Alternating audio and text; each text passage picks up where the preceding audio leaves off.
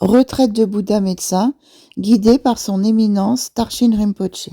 Alors pour commencer, les dates ont changé depuis peu là. Donc tout à l'heure, Rinpoche m'a demandé de modifier la date de clôture. Donc nous allons faire la retraite du 29 puisque ça tombe le jour de Bouddha médecin, 29 octobre, et elle se clôturera le 5 novembre et non pas le 8. Alors pourquoi? Parce que le 5 novembre, c'est tout simplement un jour de pleine lune, et donc pour une clôture, eh bien, c'est merveilleux, on accumule davantage de mérite donc ce jour-là. Donc le 5 novembre à 19 heures, nous ferons, je ne sais pas, une clôture avec Rinpoche, je pense qu'une récitation avec lui du texte complet. Voilà. Donc ça, c'est à noter sur vos tablettes, mais je vous renverrai un petit mail. Ok. Voilà. Est-ce que 19 heures, ça vous convient ou C'est bon, oui. c'est bon? Ouais. Oui, oui, oui, c'est Bon, bon. impeccable. Alors, on va parler du coup de Bouddha médecin. Je vais vous partager une photo. Alors, hop, hein.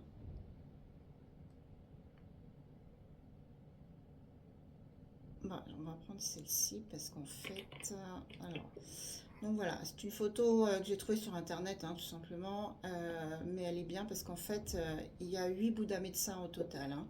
Donc le Bouddha médecin, Sangye Manla, il s'appelle en tibétain. Sangye, ça veut dire Bouddha, Men, ça veut dire la médecine, et là, c'est une particule honorifique hein, tibétaine, donc c'est voilà le Bouddha médecin. Mm. D'accord. Donc il a huit aspects, donc voilà, mais ça reste, voilà, c'est lui le principal en fait. Donc, c'est le Bouddha de la guérison, comme vous le savez, et donc il est invoqué par les êtres, les pratiquants, pour soulager des souffrances, alors de tout ordre, hein, que ce soit mental, que ce soit physique, des souffrances karmiques, et en même temps, bah, en fait, c'est comme les autres Bouddhas, il purifie le karma. Donc, il nous fait avancer sur la voie, en fait, et donc petit à petit, en pratiquant, que ce soit lui ou un autre Bouddha ou Bodhisattva, et bien petit à petit, on révèle notre nature fondamentale qui est éveillée, qui est merveilleuse et qui est là, mais qui est voilée. Donc on dévoile petit à petit en pratiquant tout ça.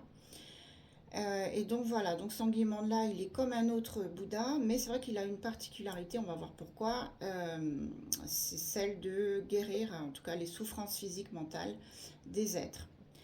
Alors, il réside dans le même royaume que Akshobhya, donc à l'est, et on l'appelle le royaume pur de lapis lazuli. D'ailleurs, Akshobhya, si vous le connaissez, il est également de la même couleur, il est couleur lapis lazuli. Voilà. Est-ce qu'on voit bien sur la photo ce qu'il a dans les mains ou pas? Oui, je vais peut-être zoomer peut-être, parce qu'on va un petit peu le détailler. Alors, hop, voilà. Donc on va bien le regarder. Et en fait, dans sa main droite, il a une branche de mirobolan. En tibétain, dans le texte, vous allez voir, ça s'appelle Arura. Et en fait, chez nous, ça correspond à une sorte de la famille des pruniers, cerisiers, pruniers plutôt, des prunus, pruniers, voilà.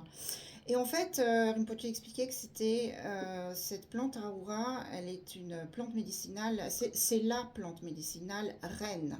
C'est-à-dire que c'est vraiment celle qui a le plus de vertus. Donc voilà. Et d'ailleurs, elle symbolise la guérison universelle. Ensuite, dans sa main gauche, eh bien, il a un bol d'aumône. Et ce bol, il est rempli du nectar médicinal de guérison. Ah, il y a des échos peut-être. Alors, on va peut-être couper les micros parce que j'entends des... Donc, il a le bol d'aumône rempli de nectar de guérison et avec toujours un fruit, ce fameux fruit du mirobolan qu'il a également. Il est assis comme les autres Bouddhas en méditation. Et souvent, il est représenté sur les tankas avec deux bodhisattvas, un qui s'appelle Surya Prabha, ça veut dire lumière du soleil, et l'autre Sandra Prabha, c'est lumière de lune. Donc, en fait, il est devenu Bouddha médecin. Pourquoi? Parce qu'il a formulé pendant des kalpas et des kalpas, pendant des vies et des vies, avant d'atteindre l'éveil, il a formulé 12 grands vœux pour le bien des êtres. Donc, quels sont ces 12 grands vœux? Tout d'abord, il a souhaité pendant très longtemps illuminer tous les êtres par sa lumière bleue de sagesse, leur donner un corps parfait à ceux qui souffrent de difformité, guérir toutes les maladies physiques comme mentales, donner les moyens de subsistance à ceux qui sont pauvres ou dans le besoin, conduire également sur la voie juste ceux qui s'égarent moralement. Alors ça, on a un besoin en ce moment. Éveiller l'esprit d'éveil, donc la bodhicitta de ceux qui l'ont perdu.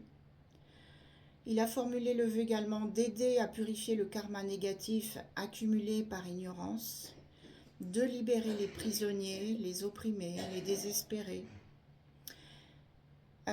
Il a également formulé le vœu de soutenir les femmes enceintes et leurs enfants en assurant des naissances heureuses.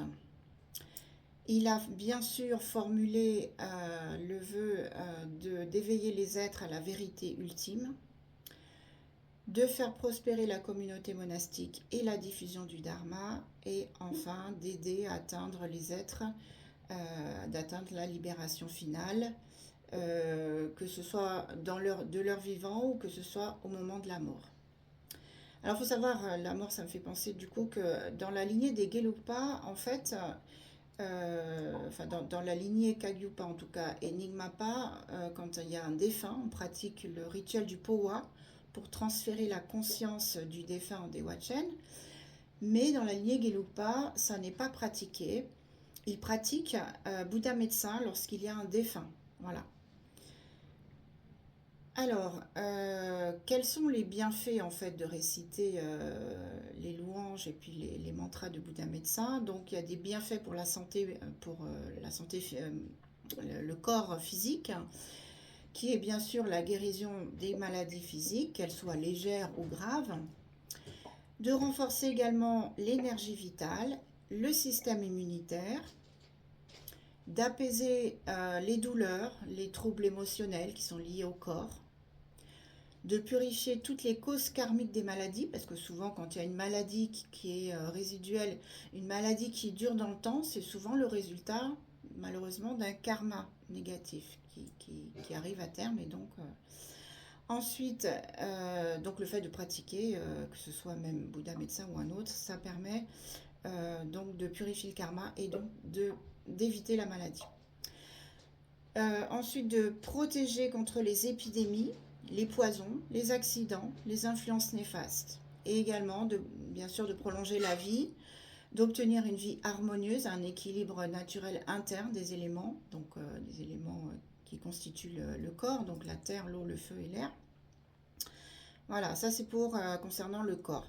Ensuite, par rapport à l'esprit et aux émotions, il y a également des bienfaits. Donc, la récitation de Bouddha médecin permet de dissoudre la peur, l'anxiété, la colère, le désespoir, de développer une certaine clarté mentale et aussi émotionnelle, de rétablir la confiance intérieure et la foi dans la guérison.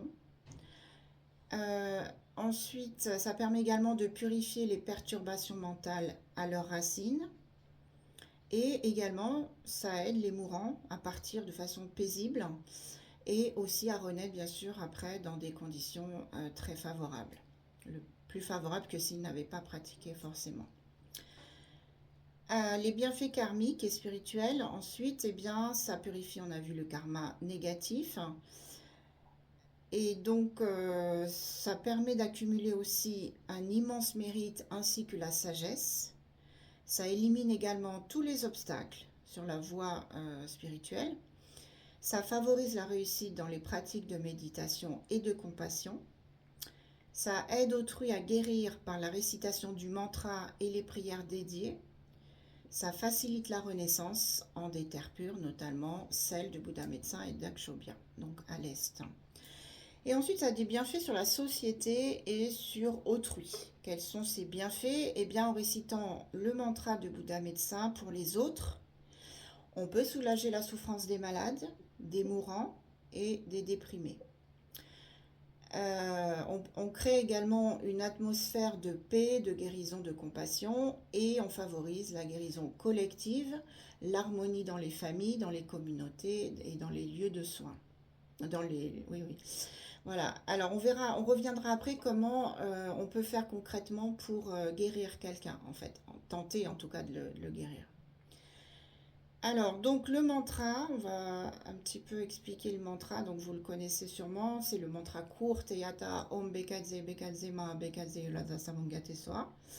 Teyata, ça veut dire ainsi parle. Ensuite, on a Om. Om, c'est la vibration que vous connaissez sacrée de l'unité. Ensuite, Bekadze, ça veut dire élimine la maladie, donc c'est répété 2 fois, donc on demande 2 fois d'éliminer la maladie.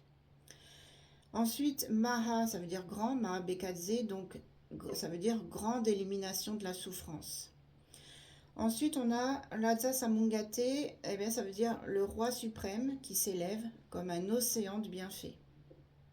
Et Soa, ça veut dire ainsi soit-il, que cela s'accomplisse. Le mantra, c'est un condensé vibratoire de la compassion et de la puissance de guérison.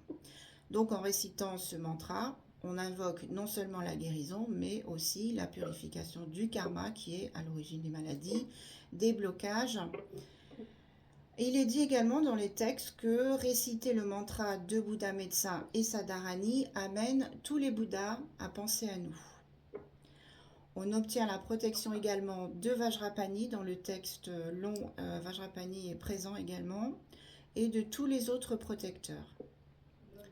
Donc tous les actes que l'on aurait commis précédemment dans des vies précédentes, tous les voiles karmiques sont purifiés grâce au mantra. Les maladies, les démons, les ennemis, la mort sont apaisés, donc on est heureux de corps et d'esprit et nos souhaits se réalisent. C'est merveilleux.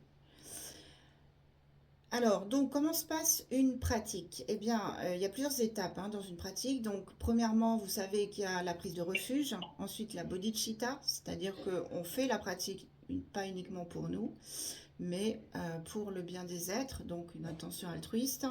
Ensuite, on visualise Bouddha médecin soit devant soi, au choix, soit au-dessus de sa tête. Pour avoir ensuite accès à la totalité des explications, eh bien, il faut participer à la retraite ou bien être membre de l'Institut Rinchen Pal. Tashi Dele.